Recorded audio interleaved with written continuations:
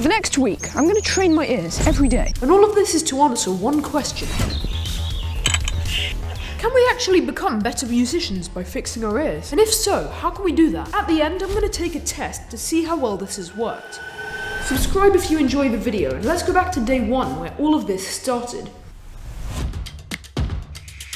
Alright, it's day 1. I haven't actually ever used this software before, so you and I are going to both be taking a look for the first time right now. This is Train Your Ears EQ Edition, and it's the software I'll be using for the next 7 days. My goal for day 1 is to take a test to see how good I am with no prior training. Here I am taking that test. Lowered. It was a bass lowering. Oh no, it wasn't. And about 10 minutes later, I have my quiz results. Alright, now that was, But before I show you the results, I need to inform you that the video is only going to get crazier from here. I have just 7 days to complete training my ears, and the time starts right now. Now that was not great, to be honest. My quiz result was 54%, which shows I do have a vague understanding of what's going on, but I will need to do a lot more training to actually see some improvement. Fortunately, I will be doing a lot more training over the next 7 days, so stay tuned. Alright, it's day 2, and I've just realised something. There are a whole bunch of other modes here which I just completely hadn't noticed, so I'm going to give it a try now. But then I ran into my first problem. Alright, I've just checked back some of the footage for day 2, and it looks awful. I think I'm just going to show you the results. But before that, I'm going to take this opportunity to explain how ear training actually works. So, the basic idea of ear training is this. As music producers, we can often imagine a certain way we want our music to sound, but don't have the expertise or the instincts to know how to create that sound.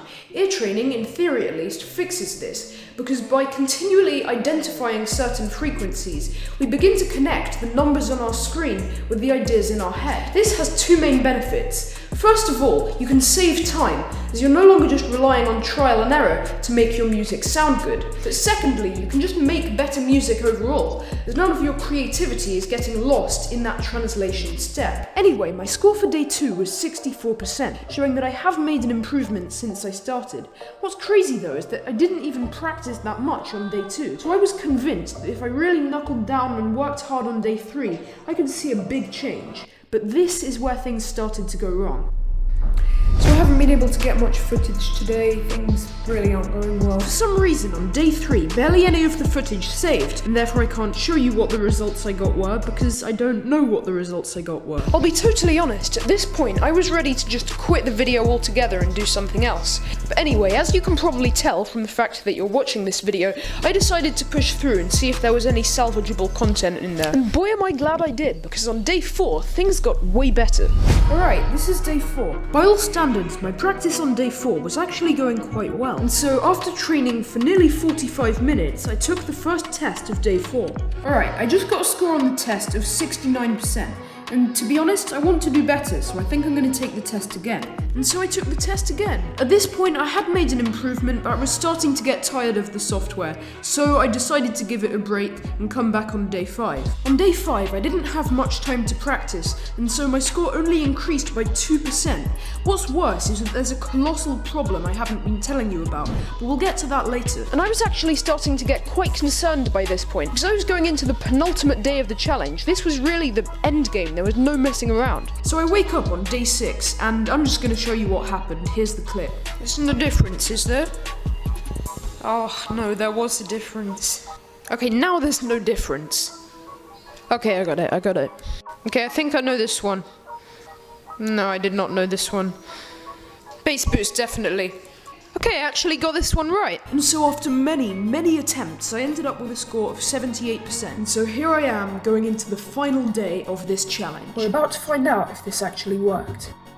And moments before I go into the final test, revealing if any of this was actually worth it, I need to explain one big problem with this entire thing. First of all, we have no way of knowing if this actually makes you a better producer, because think about it, how is that quantifiable? There isn't exactly a singular metric for quality of your music. Even if I do really well in this final test, there's no guarantee that that will actually make me into a better musician. That would be like practicing the same move over and over again, and then saying that will automatically turn you into a better sports player.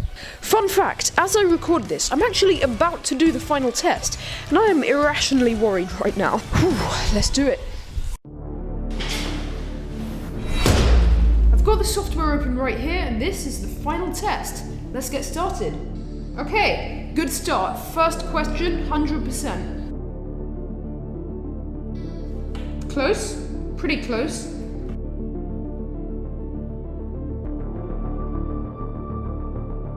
Okay, it's going well. It's going very well.